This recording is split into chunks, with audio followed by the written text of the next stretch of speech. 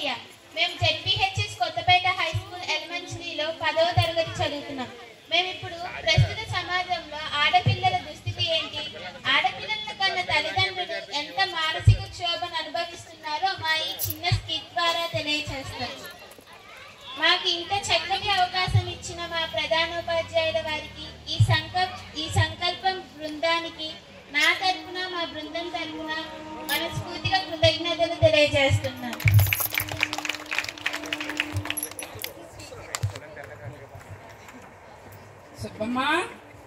సుబ్బమ్మ ఏం చేస్తున్నావు? సుబ్బమ్మ తుడుస్తున్నానే. నీకు సంగతి తెలుసా? ఏంటది? మన పక్కింటి వెంకయ్యమ్మ కొడుక్కి పిల్లలు పుట్టారంట. కవల పిల్లలా? ఆడోళ్ళా మగోళ్ళా? ఆడపిల్లలే.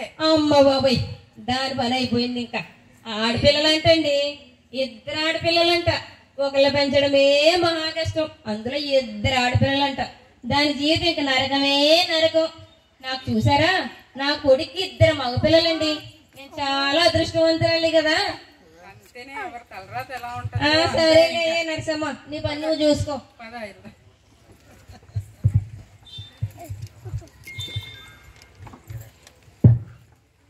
అమ్మా అమ్మా, నేను కాలేజ్కి వెళ్ళొస్తాను.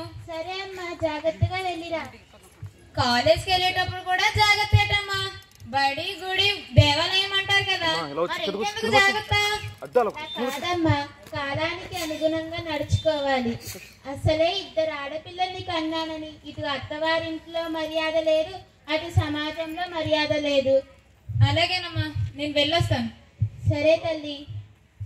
అమ్మా, మారుతున్న జనరేషన్ లో కూడా ఇలా జాగ్రత్తలు చెప్తావనుకు ఇదేం బాలేదమ్మా. ఎన్ని జనరేషన్లు మారినా ఆడపిల్లల దుస్థితి ఏం బాలేదమ్మా. మన జాగ్రత్తలో మనం ఉండడం మంచిది. జాగ్రత్తగా వెళ్ళిరండి. అలాగే అమ్మ, నేను స్కూల్ కి వెళ్ళొస్తాను. డాడీ డాడీ, నేను కాలేజ్కి వెళ్తాను. సరేరా. బండికి శివు డాడీ. బండికి ఎందుకురా? మేము బండి మీద అయితే వెళ్తాం డాడీ, లేకపోతే వెళ్ళాం. సరేరా, మీ ఇష్టం.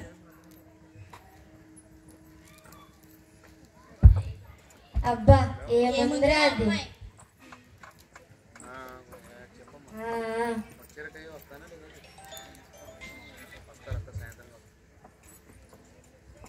అదేంట్రా స్మోక్ చేస్తున్నారు? ఇంకా మీరు మారరా? మీలాంటి వాళ్ళ వల్లే సమాజం పాడైపోతుంది. ఆడపిల్ల రోడ్డు మీద నడవాలంటేనే కష్టంగా ఉంది. ఈ జన్మకు మీరు మారరు. ఎన్ని ప్రయత్నాలు చేసినా మా ప్రయత్నం అంతా బూడిదలో పోసిన పన్నీరే అవుతుంది. చెప్పవులే. ఏం చేస్తున్నావు? ఎలాగున్నావు? బాగున్నాను గురువు గారు. ఒక కబురు పెడితే నేనే వచ్చేవాడిని కదా. అలా కాదు రంగయ్య, నీకు 2 ఆడపిల్లలు కదా. మీ పెద్ద అమ్మాయికి మంచి సంబంధం ఉంది.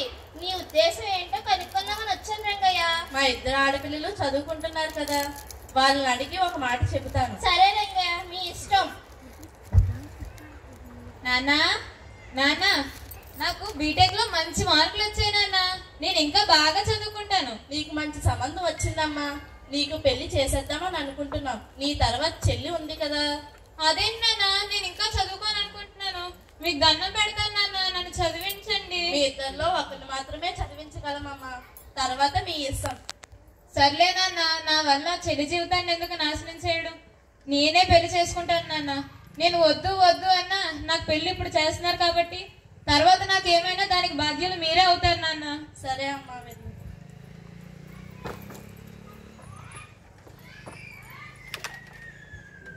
పెళ్లి కార్యక్రమం అండి ఇది.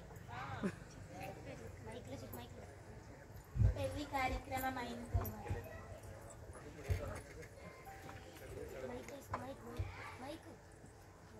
ఏం చేస్తున్నావు?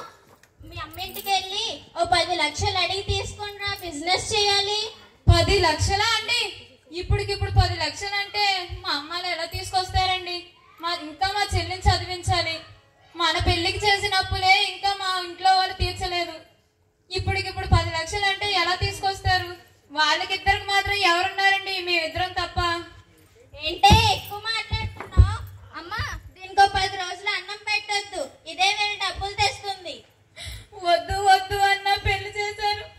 ఆడపిల్ల బరువు తిరిగిపోతుందండి. పెళ్లి చేసి మా బతుకు నిన్న నట్టేట్లో ముంచారు.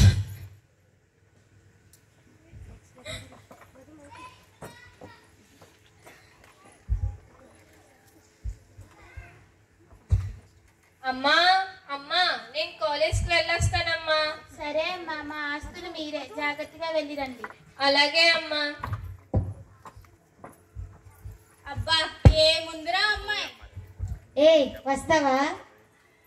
ఏ ఏం మాట్లాడినా నువ్వు?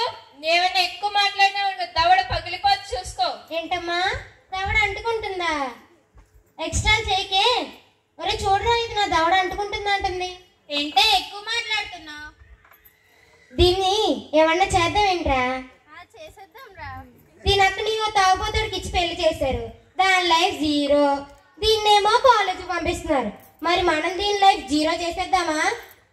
చేసేద్దాం రా. మీకు నమస్కారం పెడుతున్నాను. నన్ను ఏం చేయకండి. నా తల్లిదండ్రులకు నేనే ఉన్నాను. మా అక్కడ ఎలాగో చదివించట్లేదు. నేనే ఇప్పుడు రెక్కలు ముక్కలు చేసుకొని నన్ను డాక్టర్ అయ్యే వరకు చదివించారు. నన్ను ఏమనకండి, మీకు దండం పెడుతున్నాను ప్లీజ్. దీనికి అడగడానికి అన్నయ్యలు తమ్ముళ్ళు ఎవరూ లేరు. మహా అయితే ఎంతరా 2-3 నెలలు జైల్లో పెడతారు అంతే కదా. కానీ ఎంజాయ్మెంట్ మళ్ళీ రాదు. అవునరా. ఒరే అయినా ఇది డాక్టరే ఏం చేస్తుందిరా? ఏ దేశాన్ని ఉద్ధరిస్తుంది? దయచేసి మీకు దండం పెడతాను. నన్ను ఏమనకండి. మా తల్లిదండ్రులకు నేను ఇప్పుడు వరకు నా రెక్కలు ముక్కలు చేసుకుని నన్ను డాక్టర్ అయ్యే వరకు చదివించాను. ఆడపిల్లలు కన్నందుకు ఆడపిల్లలు పెంచడానికి ఏంటో ఎక్కువ మాట్లాడుతున్నా? ప్లీజ్ దండం పెడతాను, వదిలేయండి. మీ కాళ్ళు పట్టుకుంటాను, వదిలేయండి ప్లీజ్, నన్ను వదిలేయండి. ఇలా కాదురా, సిగరెట్ వెలిగించు.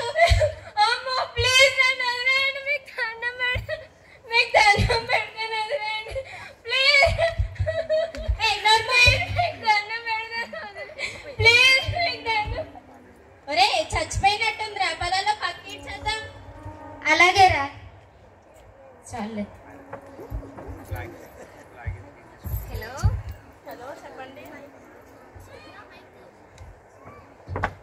హలో రంగయ్య గారండి. చెప్పండి. మీ అమ్మాయి రోడ్డు పక్కన పడిపోయిందండి.